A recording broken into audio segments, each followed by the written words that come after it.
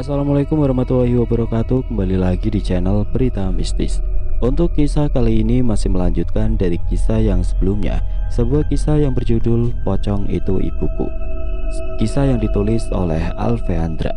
Dan sebelum kita lanjut ke ceritanya, tekan dulu tombol like video ini dan jangan lupa tekan juga tombol subscribe channel ini. Dan nyalakan juga lonceng notifikasinya agar tidak ketinggalan cerita-cerita lainnya dari channel ini. Dan buat teman-teman yang pengen membaca langsung ceritanya, nanti silahkan saja kunjungi linknya yang nanti akan saya sertakan di kolom deskripsi. Dan seperti apa untuk kelanjutan dari kisah ini, langsung saja kita masuk ke ceritanya.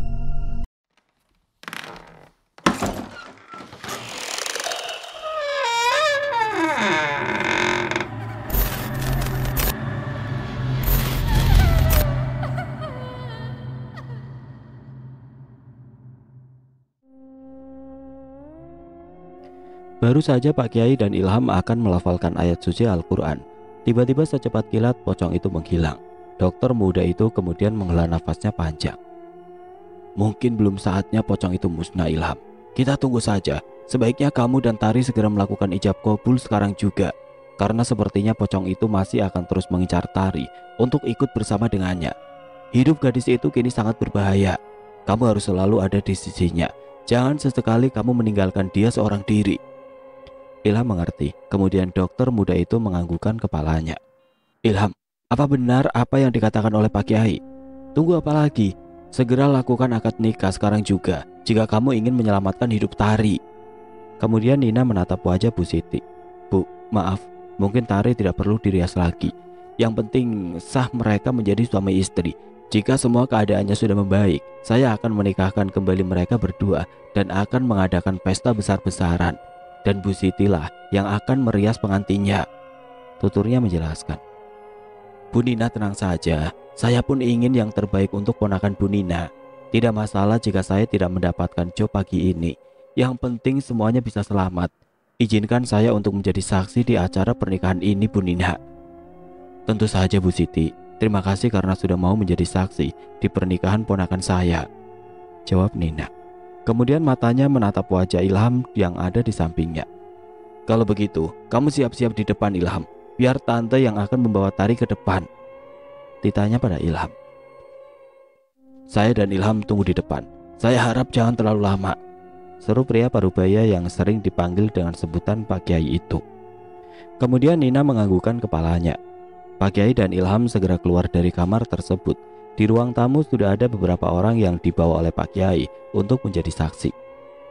Tari menangis dalam diam. Namun suara isak tangisnya terdengar begitu sangat menyayat hati. Gadis malang itu benar-benar tidak menyangka jika nasibnya akan seperti ini. Memilih antara ibunya yang kini tinggal bersama pocong atau hidup dengan laki-laki yang ia cintai. Nina mendekati Tari yang sedari tadi masih berada di tempatnya semula. Tangannya membelai rambut panjang milik gadis cantik itu. Tari, ayo kita ke depan. Ilham dan Pak Kiai sedang menunggu kamu. Tidak baik jika terus-menerus ditunda. Ayo, kita ke depan sayang. Namun gadis cantik bermata bulat itu tetap bergeming. Hanya isak tangis yang keluar dari mulutnya. Nina sempat bingung, bagaimana lagi caranya untuk merayu calon istri dari ponakannya itu. Tari, tante. Gadis cantik itu segera memotong ucapan Nina. Katakan Tari, ada apa? Tari ragu untuk menikah dengan Kak Ilham, ucap gadis yang bermata bulat itu. Seketika Nina dan Bu Siti terkejut mendengar ucapan Tari. Apa maksudmu Tari? Semuanya sudah dipersiapkan. Semua ini dilakukan demi keselamatan kamu. Apa kamu tidak melihat kesungguhan dari Ilham untuk kamu? Dia rela mengorbankan nyawanya sendiri selama ini demi untuk menyelamatkan kamu Tari. Sebelumnya Ilham tidak pernah seperti ini. Dia itu laki-laki yang sulit untuk jatuh cinta terhadap seorang perempuan. Beruntungnya kamu telah dipilih oleh ponakan tante untuk menjadi istrinya. Apalagi yang kamu ragukan Tari? Nina merasa sedikit kesal pada gadis yang berambut panjang itu. Bagaimana tidak, selama ini ponakannya berani mempertaruhkan nyawanya demi gadis yang ia cintai. Justru itu tante, Tari tidak ingin Kak Ilham semakin terus diganggu oleh pocong itu yang ingin menginginkan Tari. Apa tidak sebaiknya Tari ikut bersama dengan ibu saja agar hidup Kak Ilham bisa tenang lagi dan berjalan dengan normal seperti saat Kak Ilham belum ketemu denganku. Semuanya sudah terlambat. Ilham sudah masuk ke dalam masalah ini. Sekarang kamu tinggal ikuti saja. Bukankah kamu juga mencintai Ilham? Tanya Nina untuk memastikan lagi. Kemudian Tari menganggukkan kepalanya. Tentu saja Tante, Tari sangat mencintai Kak Ilham. Lalu tunggu apa lagi? Apa yang membuatmu ragu untuk menikah dengannya? Karena Tari tidak mau membuat Kak Ilham semakin masuk ke dalam masalah ini, Tante. Apa Tante tidak mengerti itu? Tari berbicara dengan suaranya yang sedikit serak karena terlalu lama menangis. Nina sangat mengerti dengan apa yang sedang dirasakan oleh gadis yang sudah ia anggap sebagai putrinya sendiri itu. Tangannya memeluk erat tubuh Tari, berharap gadis itu bisa merasa lebih tenang saat berada di dalam pelukannya. Kamu dan Ilham pasti bisa melewati masa-masa sulit ini. Tante yakin itu. Ilham adalah laki-laki yang sangat hebat. Tante tahu dia pasti bisa menyelamatkan kamu dari pocong-pocong itu. Sekarang buang semua keraguan yang ada di hatimu. Bismillah, ini semua demi kebaikan kamu. Ilham sangat mencintai Tari, dan Tante mohon jangan buat ponakan Tante yang baik itu kecewa. Tante juga tahu, pasti Tari pun sangat mencintai Ilham. Wanita berjilbab itu kemudian melepaskan pelukannya. Kedua tangannya menangkup wajah cantik Tari, lalu menghapus sisa-sisa air mata gadis itu dengan jarinya. Sekarang, Tari sudah merasa lebih baik, tanyanya kemudian. Gadis yang kini sudah memakai kebaya milik ibu kandungnya itu menganggukkan kepalanya. Bagus, tunggu apa lagi? Sekarang kita ke depan. Kasihan, Pak Kiai dan yang lainnya sedari tadi menunggu pengantin perempuannya untuk keluar. Tunggu sebentar, seru Bu Siti menahan langkah kedua perempuan itu. Ada apa lagi, Bu Siti? Saya hanya ingin merapikan sedikit riasan itu, sebab tadi terkena air mata, jawab Bu Siti. Kemudian tangannya dengan lihai merapikan riasan wajah Tari. Tadi kamu dirias sama siapa? Riasannya sangat cantik dan juga kebayanya terlihat sangat cocok di tubuhmu. Perkataan Bu Siti lagi-lagi membuat Tari merasa sangat sedih. Namun Tari tetap diam. Ia tidak mampu mengatakan jika sebenarnya yang merias wajahnya dan memakaikan kebaya itu adalah sosok pocong ibunya yang menyamar jadi Bu Siti. Apa mungkin yang merias Tari itu sosok pocong ibunya tadi? Tanya Bu Siti yang sangat penasaran. Riasannya terlihat sangat rapi dan juga pas di wajah Tari, sehingga membuat gadis itu terlihat pangling dan sangat cantik. Kebaya yang dipakainya juga sangat pas di tubuh gadis cantik itu. Begitupun dengan rambutnya yang disanggul sempurna. Tari benar-benar terlihat sangat cantik. Sudahlah Bu, tidak usah membahas siapa yang sudah merias Tari. Yang penting saat ini kita harus cepat-cepat membawa Tari ke depan. Kasihan Ilham dan yang lainnya sudah menunggu terlalu lama. Wanita berjilbab itu sangat mengerti dengan apa yang sedang dirasakan oleh Tari saat ini. Gadis itu pasti sedang merasakan sedih yang sangat luar biasa. Tidak ada keluarganya yang menyaksikan dirinya menikah. Namun setidaknya gadis cantik bermata bulat itu sedikit beruntung karena ibunya lah yang telah merias wajahnya di hari pernikahannya dan juga memakaikan kebaya milik sang ibu saat ibunya menikah dulu. Kebaya itu sangat pas di tubuh Tari dan membuat gadis itu terlihat sangat cantik.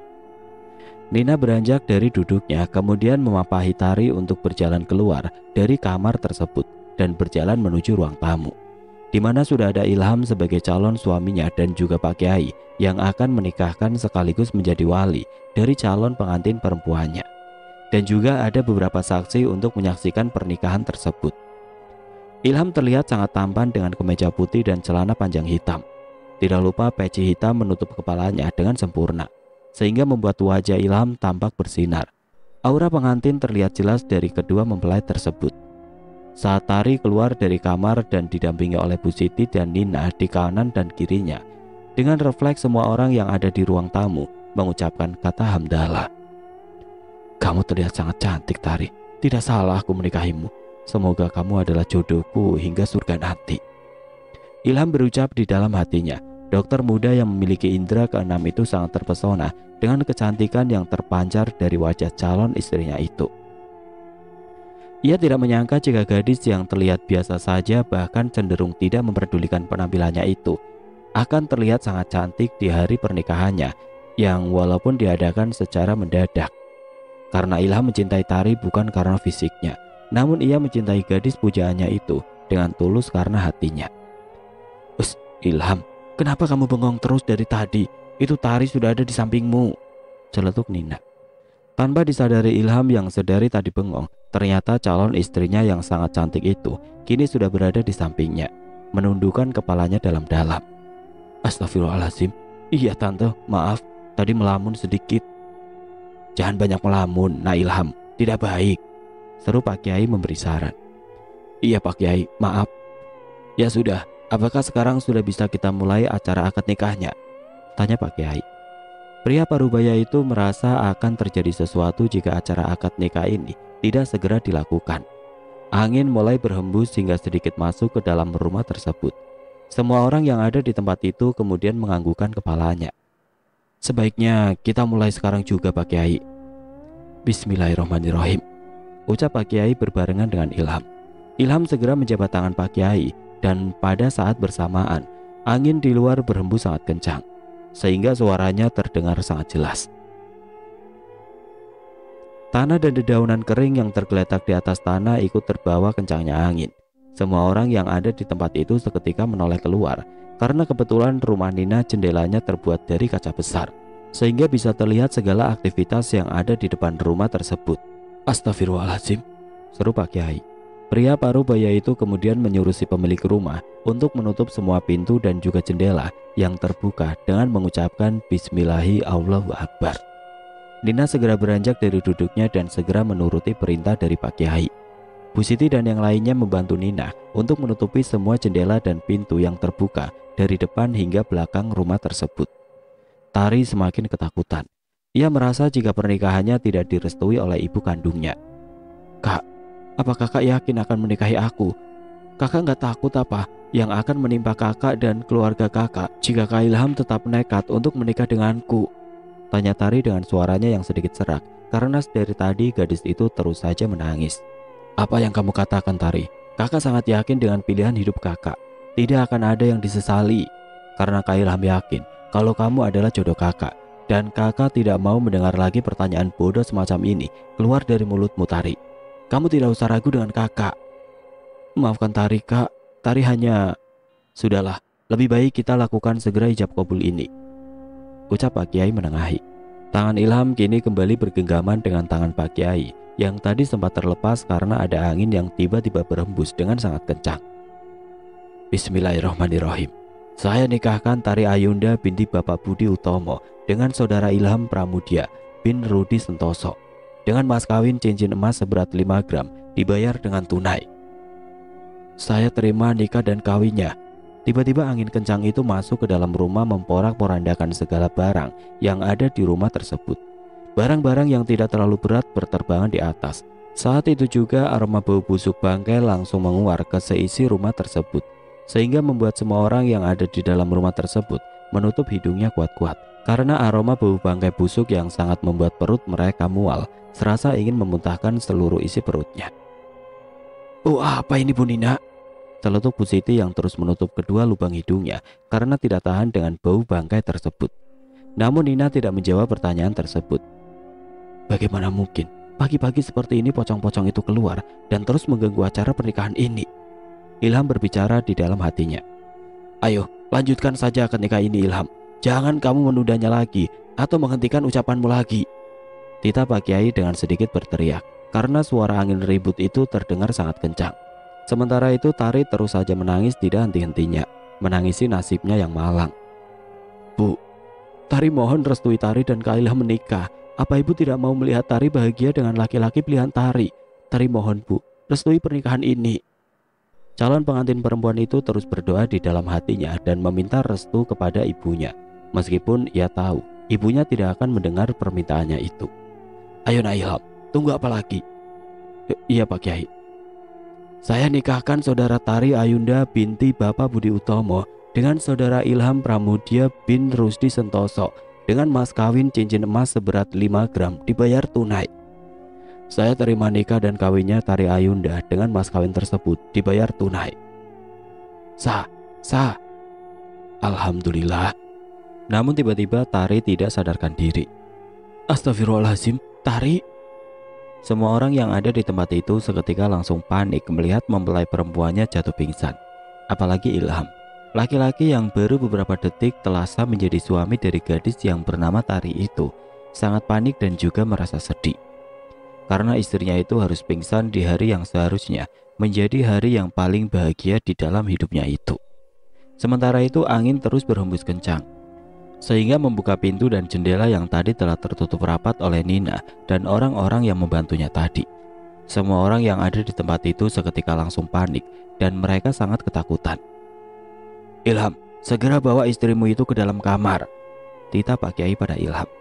"Baik Pak Kiai." Laki-laki yang kini sudah sah menjadi suaminya Tari itu segera membopong tubuh istrinya dan masuk ke dalam kamar. "Bu Nina dan Bu Siti, tolong temani Tari di dalam kamar. Terus lantunkan ayat-ayat suci Al-Quran di dalam kamar itu. Jangan sampai lengah, apalagi sampai hatinya kosong." Kali ini Pak Kiai memberi perintah pada kedua wanita yang memakai jilbab instan itu. Dengan cepat Nina dan Siti segera berjalan menyusul Ilham ke kamar. Setelah membaringkan tubuh sang istri, Ilham segera menitipkan istrinya itu kepada dua wanita yang menjaganya. "Tante, Bu Siti, saya titipkan Tari pada kalian. Saya akan membantu Pak Kiai untuk melawan pocong itu. Semoga kami bisa segera memusnahkan pocong-pocong itu." "Tante dan Bu Siti pasti mendoakan yang terbaik. Kami akan menjaga Tari dengan baik. Hati-hati Ilham." "Ya, kamu jangan khawatirkan istrimu ini. Kamu fokus saja dengan Pak Kiai. Semoga berhasil," timbal Bu Siti.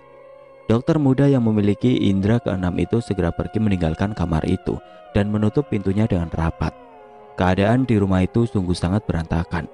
Barang-barang yang tidak terlalu besar saling berhamburan, seperti ada orang yang sengaja memberantakannya. Tidak hanya berantakan karena barang-barang, namun lantai pun kotor akibat tanah dan dedaunan kering yang masuk ke dalam rumah akibat angin besar yang membawanya. Dan kini angin besar itu masih berada di dalam rumah Nina. Terlihat pada beberapa orang yang hadir untuk menjadi saksi atas pernikahan Tari dan Ilham sedang berzikir dengan duduk bersila. Orang-orang itu memang sengaja dibawa oleh Pak Kiai untuk membantunya jaga-jaga jika terjadi sesuatu di acara akad nikah Ilham dan Tari. Beberapa laki-laki itu memang adalah murid dari Pak Kiai yang memang memiliki ilmu yang dapat membantu guru spiritualnya itu. Ilham segera bergabung bersama dengan mereka. Sayangnya pocong itu tidak berani untuk menampakkan wujud aslinya, karena pocong itu merasa kekuatannya tidak akan sebanding dengan kekuatan yang keluar dari pria parubaya dan beberapa muridnya itu. Bau amis terus menyeruak memenuhi ruangan tersebut. Aroma dari bangkai busuk itu semakin tercium dengan kuat, sehingga membuat salah satu dari murid Pak Kiai itu tidak bisa menahan rasa mualnya dan muridnya itu memuntahkan semua isi yang ada di dalam perutnya. Namun anehnya yang keluar bukanlah sisa-sisa makanan yang ada di dalam perutnya, tapi cairan kental berwarna kuning yang bercampur dengan darah kental, membuat orang-orang yang ada di situ bergidik ngeri melihatnya. "Astagfirullahaladzim," pekik Pak Kiai melihat salah satu dari muridnya mulai tumbang dan orang itu kini tidak sadarkan diri. Sementara itu di dalam kamar yang kini sedang ditempati oleh Nina dan Bu Siti yang sedang menjaga Tari, tiba-tiba pintu jendelanya tertutup dan terbuka dengan sendirinya. Dengan sigap Nina langsung menutup kembali jendela itu dengan mengucapkan Bismillahi Allahu Akbar. Seketika jendela kamar itu langsung terdiam dan tertutup dengan rapat. Entah mengapa suasana di pagi hari menjelang siang itu sangat gelap gulita, layaknya seperti malam hari. Lampu tiba-tiba mati dan menyala sendiri, membuat Bu Siti mulai merasa ketakutan. "Bu Nina, bagaimana ini? Saya takut sekali," keluh Bu Siti pada Nina. "Tenang Bu, insya Allah semuanya akan baik-baik saja. Percaya sama saya." Bu Siti terus saja berzikir di dalam hati. Jangan sampai lengah. Makhluk halus tidak akan berani menunjukkan wujudnya jika tubuh kita dibentengi oleh asma Allah. Nina mencoba untuk tetap tenang agar ia sendiri bisa menguatkan Bu Siti. Kemudian Nina membaca ayat suci Al-Quran yang ia tiupkan ke kedua telapak tangannya. Kemudian ia balurkan ke seluruh tubuh Tari. Wanita berjilbab itu mengulanginya hingga 3 kali, berharap usahanya untuk melindungi Tari dari gangguan pocong bisa berhasil. Dan benar saja, keadaan di kamar itu kembali normal seperti biasanya. Namun tiba-tiba perempuan yang kini telah sah menjadi istri dari Ilham itu mengigau. "Bu, Ibu, pulanglah Bu." Gadis cantik itu terus saja mengulangi ucapannya. "Tari, sadar nak, kamu akan tetap bahagia meskipun tanpa hidup dengan ibumu. Tante sudah menganggapmu sebagai anak tante sendiri. Ada Ilham juga yang kini sudah menjadi suamimu. Kami pasti akan menjaga dan membuatmu bahagia, Tari. Nina terus berusaha untuk menyadarkan Tari. Ia takut jika tiba-tiba Ningsih membawa Tari ke alamnya. Sebisa mungkin Nina terus mencoba untuk membuat Tari sadar. Segala doa dan surat-surat pendek terus ia ucapkan. Meniupkannya ke kedua telapak tangannya dan kembali membalurkan ke seluruh tubuh gadis cantik bermata bulat itu. Namun Tari terus saja mengigau menyebut ibunya. Bu, jangan tinggalkan Tari. Kemarilah sayang, ikut dengan ibumu, karena kebahagiaanmu yang sesungguhnya adalah hidup bersama dengan ibu. Tidak ada yang bisa membuat Tari bahagia selain ibu. Ikutlah dengan ibu, Tari. Mendekatlah, Tari. Jauh di alam bawah sadarnya, lagi-lagi Tari terlihat sangat bingung antara ikut dengan ibunya atau mengikuti kata hatinya untuk tetap bersama laki-laki yang dicintainya. Sementara itu Nina terus berdoa dan Bu Siti membaca ayat suci Al-Quran. Cukup lama Tari merasakan perang batinnya. Bu Siti dan Nina mulai merasakan lelah dan haus. Tidak ada air di dalam kamar itu. Apa yang terjadi hari ini benar-benar menguras tenaga dan pikiran kedua wanita berjilbab itu. Namun beruntungnya Bu Siti mau dengan ikhlas untuk membantu Nina. Setelah cukup lama akhirnya Tari tersadar juga dari pingsannya. Alhamdulillah, seru Bu Siti dan Nina berbarengan. Bu, Tari, ini tante nak. Tapi mulai sekarang kamu panggil tante dengan sebutan ibu, karena mulai saat ini tante adalah ibumu. Nina segera memeluk tubuh Tari dengan sangat erat dan penuh kasih sayang. Terima kasih, Bu. Alhamdulillah, akhirnya Tari sadar juga. Jangan pingsan-pingsan lagi ya sayang, ucap Bu Siti. Tari tersenyum dan membalas pelukan tante dari suaminya itu. Namun ada yang aneh dari diri Tari. Gadis cantik itu tiba-tiba tersenyum menyeringai sehingga membuat Bu Siti yang melihatnya bergidik ngeri. Namun sayangnya Nina tidak mengetahui hal itu. Tari, pekik Bu Siti melihat perubahan wajah Tari yang menjadi menyeramkan. Pupil matanya mengecil dan didominasi oleh warna putihnya, sehingga membuat Bu Siti merasa ketakutan. Bu Nina, segera lepaskan tubuh Tari. Dia bukan Tari yang sebenarnya, dia adalah pocong. Bu Siti berteriak sembari berjalan mundur beberapa langkah. Wanita bertubuh tambun itu merasakan takut yang sangat luar biasa karena kedua mata Tari menatap tajam ke arahnya. Nina baru sadar jika yang dipeluknya itu bukanlah istri dari ponakannya. Wanita berjilbab instan itu kemudian segera berusaha untuk melepaskan diri dari pelukan sosok yang menyerupai Tari itu. Namun semakin Nina berusaha, semakin kuat pula sosok itu memeluk tubuhnya, sehingga Nina merasa sesak di bagian dadanya karena tubuhnya dipeluk dengan sangat erat. Bu Siti, tolong saya, panggilkan Ilham dan Pak Kiai untuk menolong saya, seru Nina dengan suara tertahan karena memang lehernya terasa tercekik dan dadanya terasa sesak. Iya Bu Nina, saya akan segera meminta pertolongan kepada Ilham dan juga Pak Kiai, sahut Bu Siti. Kemudian wanita bertubuh tambun itu pun segera membuka pintu kamar tersebut. Namun sayangnya pintu terasa sangat sulit untuk dibuka. Bu Siti mengeluarkan segala tenaganya untuk membuka pintu kamar itu. Bu Nina, kenapa pintu ini sulit sekali untuk dibuka? Nina tidak mampu berkata lagi. Tenggorokannya terasa tercekat. Sementara itu sosok Tari tersenyum menyeringai sembari kedua netranya menatap tajam pada Bu Siti. Bismillahirrahmanirrahim, seru Bu Siti. Dan akhirnya wanita bertubuh tambun itu berhasil membuka pintu tersebut. Namun betapa terkejutnya ia saat melihat keadaan di luar kamar itu. Rumah itu sangat berantakan. Angin masih terus berputar memporak-porandakan seisi rumah itu. Angin yang sangat kencang itu hampir saja membuat Bu Siti terjatuh. Ternyata tubuh tambunnya itu tidak mampu menahan terjangan angin ribut itu. Kedua netranya mencari keberadaan Ilham dan Pak Kiai. Itu dia Pak Kiai dan Ilham, seru Bu Siti. Dengan sekuat tenaga tubuh besarnya itu melawan arah angin sembari berpegangan pada dinding rumah tersebut. Berkali-kali tubuh tambunnya itu terjatuh. Namun wanita berjilbab instan itu bangkit lagi dan lagi. Ia tidak pantang menyerah begitu saja. Sementara itu mulutnya tidak henti-hentinya terus berzikir menyebut nama Allah. Berharap Allah selalu melindungi dirinya dan bisa menyelamatkan orang-orang yang sedang berusaha melawan serangan iblis ini. Untuk kesekian kalinya Bu Siti dibuat terkejut oleh pemandangan yang ada di hadapannya. Usahanya untuk segera berjalan menemui Ilham tidak sia-sia ia lakukan. Namun betapa terkejutnya wanita itu saat melihat ada dua orang yang sedang tidak sadarkan diri. Sementara itu Ilham seperti sedang berkelahi dengan seseorang. namun lawannya itu tidak dapat dilihat oleh kedua mata Bu Siti. Pak Kiai duduk bersila sambil terus bersikir, memberi kekuatan pada Ilham. Anehnya, pocong itu tidak menyerang Pak Kiai. Suasana semakin tegang saat terdengar suara letupan api yang menggelegar. Bersamaan dengan itu, tubuh Ilham dan Pak Kiai juga beberapa orang yang masih sadarkan diri terjengkang ke belakang. Seketika angin ribut itu berhenti. Semua barang yang tadi berputar di udara langsung terjatuh begitu saja sehingga menimbulkan suara yang cukup nyaring. Kedua orang yang tadi tidak sadarkan diri itu kembali tersadar. Bu Siti benar-benar merasa sangat syok melihat kejadian luar biasa yang ada di hadapannya tadi.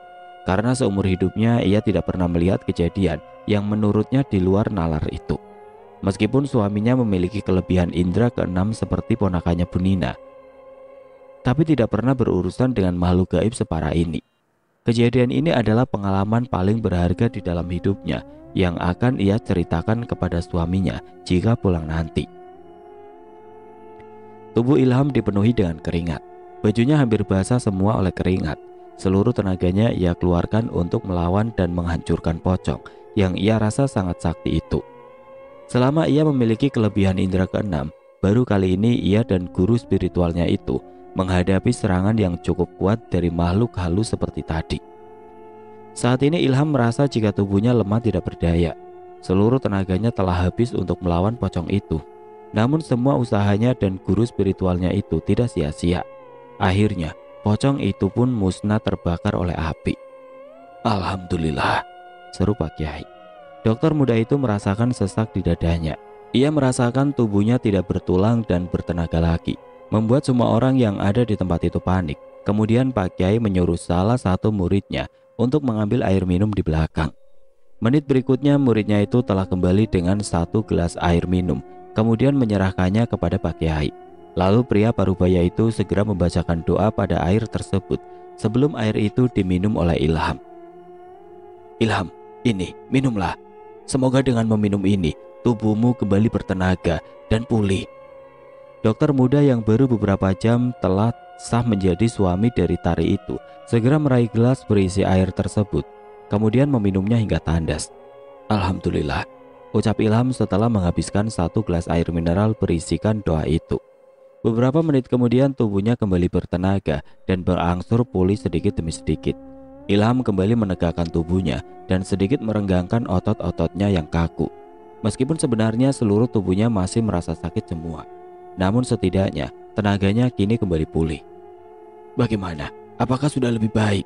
Tanya Pak Kiai. Ilham menganggukkan kepalanya. Alhamdulillah Pak Kiai, sedikit membaik. Lalu matanya menatap pada Bu Siti yang dari tadi berdiri di dekat dinding rumah itu. Tiba-tiba saja ia teringat akan gadis yang baru saja beberapa jam sah menjadi istrinya itu. Astagfirullahaladzim, Tari, bagaimana dengan Tari Bu Siti?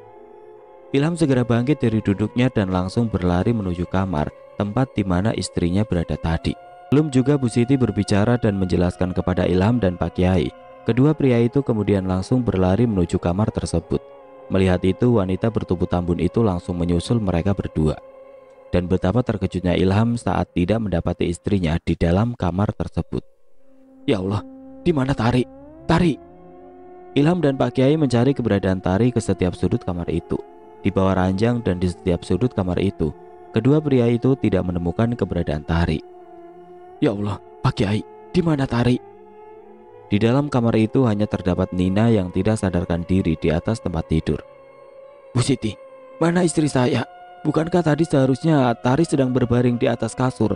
Dan apa yang terjadi pada Tante Nina? Kenapa Tante tidak sadarkan diri seperti ini? Bu Siti gelagapan. Wanita bertubuh tambun itu merasa sangat bersalah karena tidak bisa menjaga Tari dengan baik. Dan kini ditambah Nina yang dari tadi pingsan tidak sadarkan diri. Nah Ilham, Ibu juga tidak tahu apa yang terjadi pada Bu Nina dan kemana perginya Tari.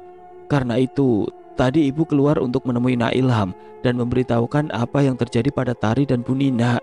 Tadi Ibu sempat melihat wajah Tari berubah saat memeluk tubuh Bu Nina. Jawab Bu Siti menjelaskan. Berubah bagaimana maksudnya Bu? Tanya Ilham yang sangat penasaran. Saat ini ia sangat panik karena istrinya itu tidak ada di dalam kamar. Iya, tadi wajah Tari berubah jadi sangat menyeramkan. mungkin Tari kerasukan.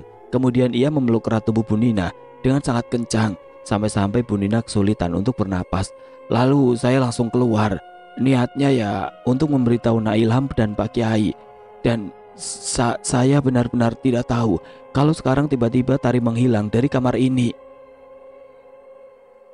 Wanita bertubuh tambun itu benar-benar merasa sangat tidak enak. Tidak dapat menjaga amanah yang diberikan oleh Ilham kepadanya. Namun bagaimana lagi? Semua ini benar-benar di luar kuasanya. Ia tidak mampu berbuat apa-apa lagi. Maafkan saya Nak Ilham, karena tidak bisa menjaga Tari dan juga Bu Nina, ucap Bu Siti dengan penuh penyesalan. Ilham menghela nafasnya panjang. Tidak apa-apa, Bu Siti sama sekali tidak bersalah. Ini semua atas kehendak Allah. Mungkin ini sebagai ujian untukku dan juga Tari. Kali ini matanya menatap pada pria parubaya yang ada di sampingnya. Jadi bagaimana ini Pak Kiai? Apa yang harus kita lakukan? Kemana Tari pergi? Apa mungkin saat ini Tari sudah dibawa oleh ibunya ke kampung Pocong? Tapi bukankah tadi Pocong itu sudah musnah? Berbagai pertanyaan hadir di benaknya. Kali ini dokter muda yang memiliki kelebihan indera keenam itu benar-benar merasa sangat pasrah.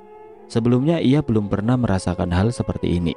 Entah mengapa di saat ia sudah sah menjadi suami dari Tari, semangatnya seolah memudar. Mungkin ia sudah merasakan lelah dan kini sedang berada di titik jenuhnya. Dan mungkin inilah yang sedang dirasakan oleh Tari di saat ia ingin sekali menyerah dengan keadaan yang tidak pernah membaik ini. Banyak-banyaklah mengucapkan istighfar Ilham. Kamu hanya sedang diuji oleh Allah Subhanahu wa Ta'ala. Jangan pantang menyerah. Saya yakin Tari akan baik-baik saja bersama dengan ibu kandungnya.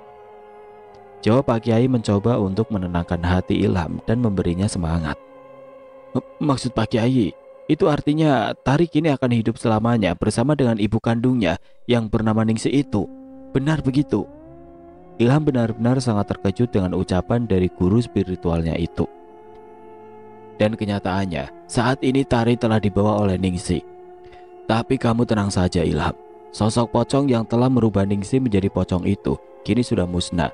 Saya yakin Ningsi bisa kembali menjadi sosok manusia seutuhnya. Dan juga Tari akan membawa ibu kandungnya itu ke alam kita. Tidak hanya Ilham yang terkejut dengan perkataan Pak Kiai tadi. Bu Siti pun sama terkejutnya dengan apa yang dikatakan oleh pria parubaya yang selalu memakai penutup kepala itu. Alhamdulillah kalau begitu Pak Kiai. Lalu bagaimana cara Tari membawa ibunya kembali ke alam manusia? Bukankah tadi Bu Siti mengatakan jika wajah Tari berubah menjadi sangat menyeramkan dan sepertinya dia kerasukan? Itu terjadi saat kamu masih berkelahi dengan pocong itu. Setelah pocong itu musnah, maka Ningsi akan kembali seperti semula. Namun sayangnya, saat Bu Siti keluar dari kamar ini untuk meminta pertolongan kepada kita, Ningsi sudah terlanjur membawa Tari ke alamnya. Dan pocong itu musnah saat Ningsi sudah berada di kampung pocong. Pria yang rambutnya sudah memutih menjelaskan pada Ilham apa yang sebenarnya terjadi saat Bu Siti keluar dari kamar tersebut. Kemudian Pak Kiai menghirup udara dalam-dalam sebelum ia kembali bercerita. Seharusnya tadi Bu Siti tidak meninggalkan Tari bersama dengan Nina. Jika Ningsi masih berada di dalam kamar ini saat pocong itu musnah, mungkin Ningsi akan tetap berada di kamar ini saat ia berubah menjadi manusia. Dan semuanya akan selamat. Maafkan saya Pak Kiai, saya benar-benar panik saat itu. Wanita bertubuh tambun itu meminta maaf pada Pak Kiai dan juga Ilham karena kesalahannya. Ia benar-benar merasa sangat menyesal. Tidak, Bu Siti tidak perlu meminta maaf seperti itu. Saya sangat tahu bagaimana paniknya jika berada di posisi Bu Siti saat itu. Terima kasih karena sudah berusaha untuk menjaga istri saya. Kemudian ia menghampiri tantenya yang sudah mulai sadar dari pingsannya. Sementara itu di sebuah kampung pocong, dua orang perempuan sedang merasakan bingung dan juga ketakutan. Namun di sisi lain, salah satu dari perempuan itu merasa sangat senang karena kini sang ibu sudah tidak lagi menjadi sosok pocong. Namun ada yang sangat disesali oleh gadis itu, yaitu sang ibu benar-benar lupa dengan semua yang telah terjadi kepadanya. Bahkan ia sendiri lupa pada anak gadisnya sendiri. Karena yang ia ingat adalah bahwa putrinya itu masih sangat bayi dan sedang berada di rumah ibunya yang sebenarnya sudah meninggal sejak lama itu. Saat Ningsih membawa Tari ke kampung pocong, tempat di mana ia tinggal bersama suami pocongnya yang kini sudah musnah itu, tiba-tiba saja wanita yang masih terlihat sangat cantik itu jatuh tidak sadarkan diri, sehingga membuat Tari merasakan bingung. "Bu, bangun bu, apa yang terjadi pada ibu? Bangun bu." Gadis cantik itu terus saja berusaha membangunkan ibunya. Namun ia sangat terkejut saat perlahan tali yang mengikat kain kafan yang membungkus tubuh Ningsih sedikit demi sedikit terbuka dan mulai terlepas dari tubuh ibunya. Tari sampai menutup mulutnya dengan satu tangannya dan mundur beberapa langkah. Tari semakin terkejut saat setelah seluruh kain kafan yang membungkus tubuh ibunya itu terlepas dengan sempurna dari seluruh tubuh sang ibu. Wajah sang ibu masih terlihat sangat cantik, bahkan sangat mirip dengan dirinya. Hanya saja rambutnya yang terlihat hampir memutih. Air matanya bercucuran. Tidak menyangka dengan apa yang dilihatnya saat ini, antara tangis haru dan bahagia, karena di dalam pikirannya saat ini, ibunya kini telah menjadi sosok manusia seutuhnya. Tapi, apakah benar? Apakah ini artinya ibu telah menjadi sosok manusia seutuhnya dan tidak lagi menjadi sosok pocong yang menyeramkan? Apakah benar itu, Bu? Beberapa menit kemudian wanita yang kini telah menjadi sosok manusia seutuhnya itu terbangun dari tidur panjangnya selama ini. Wanita itu sangat terkejut saat melihat ada seorang gadis yang sangat mirip dengannya.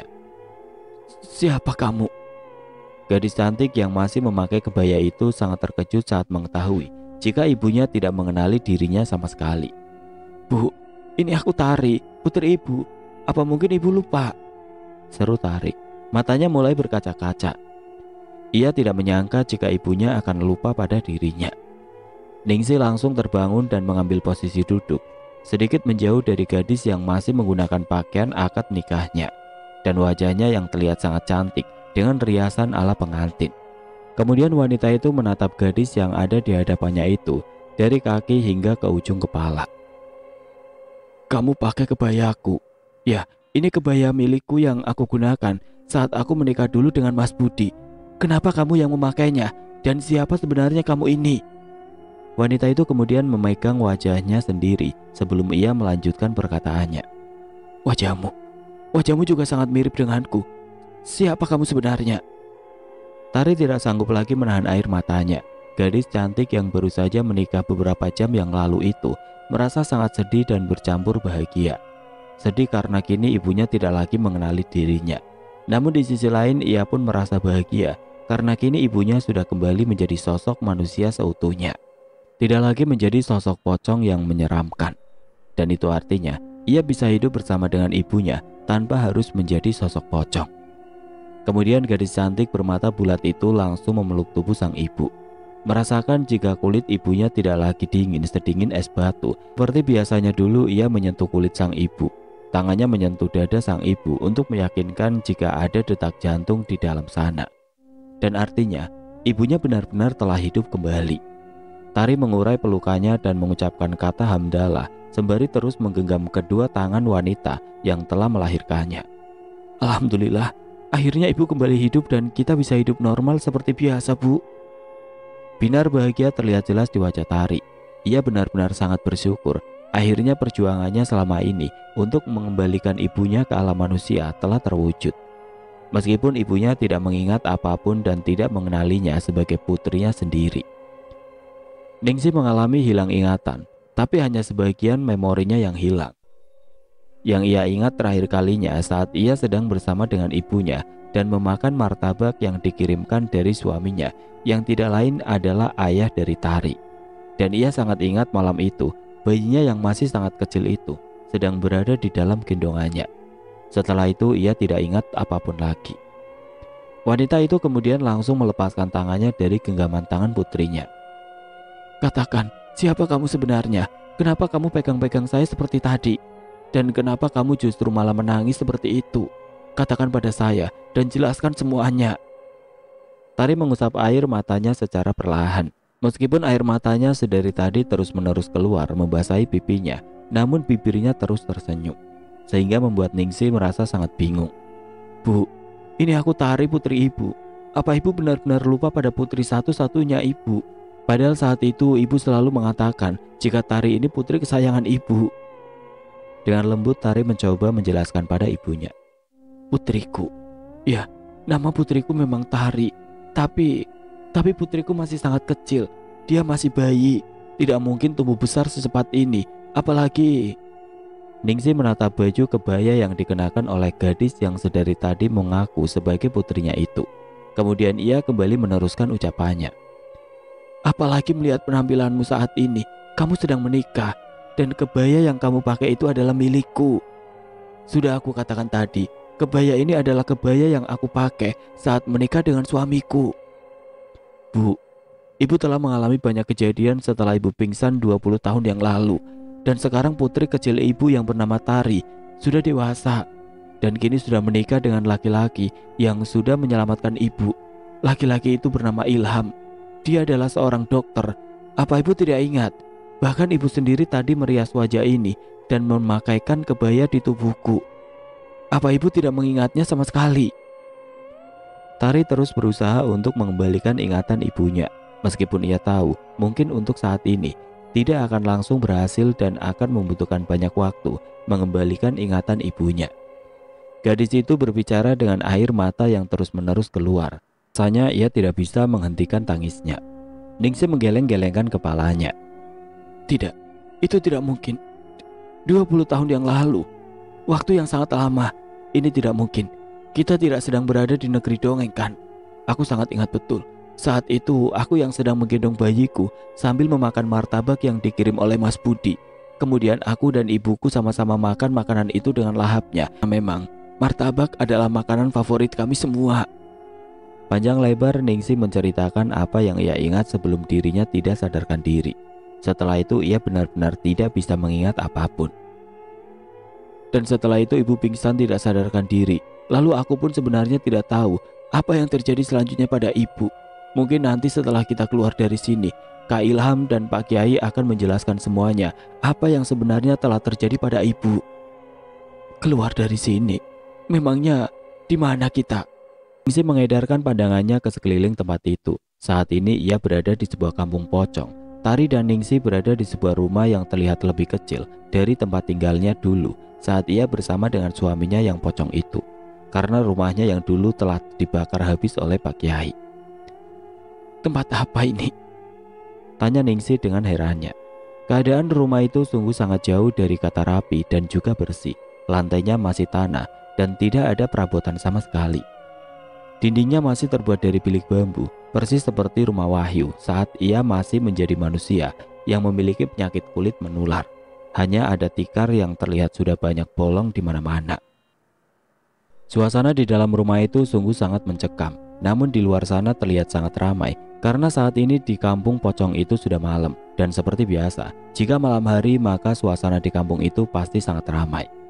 Tari beranjak dari duduknya. Ia mencoba membuka sedikit pintu yang terlihat sudah rusak itu dengan sangat hati-hati.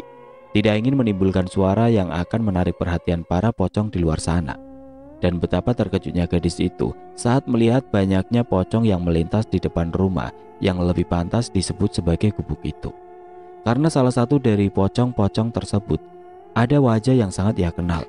Wajah seorang pria tua yang dulu hampir merenggut nyawanya dan nyawa suaminya. Loh, bukankah itu Pak Darta? Dan dia sekarang sudah menjadi pocong. Oke teman-teman, sampai di sini dulu ceritanya. Nantikan kelanjutan kisah ini di video berikutnya. Agar tidak ketinggalan, klik tombol subscribe channel ini dan nyalakan lonceng notifikasinya. Wassalamualaikum warahmatullahi wabarakatuh.